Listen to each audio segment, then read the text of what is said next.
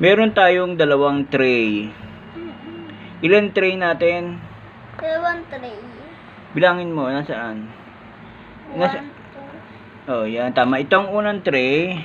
Ito ang pangalawang tray. Bawas na yung pangalawang tray. Ilan ang nabawas sa pangalawang tray? Bilangin mo. 1, 2, 3, 4, 5, 6, 7, 8, 9, 10, 11, 12, 13.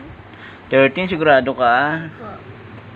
Ako bibilang. Ulitin mo, ayusin mo ang bilang. 4, 5, 6, 7, 8, 9, 10, 11, 12, 13, 14. O, 14 na nawala.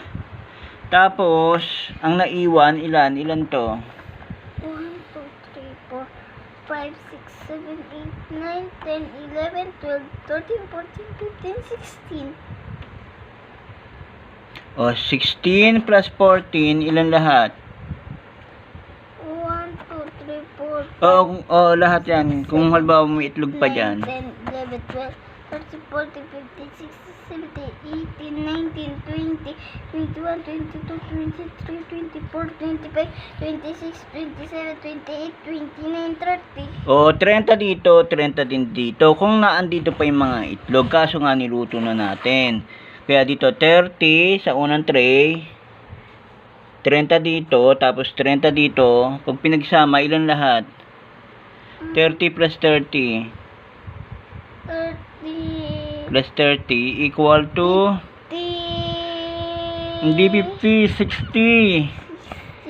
60 lahat yan. Kung halimbawang naandito pa yung mga itlog na 14, kasama tong pangalawang tray, 60 lahat.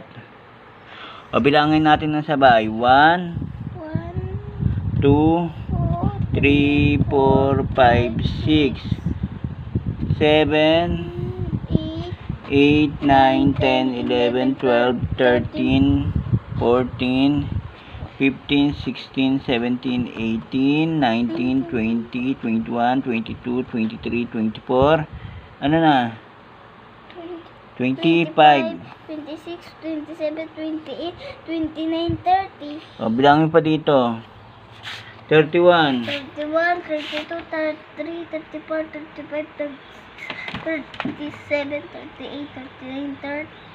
40. 40, 41, 42, 43, 44, 45, 46, 47, 48, 49, 50. 51, 52, 53, 54, 54. 55, 56, 57,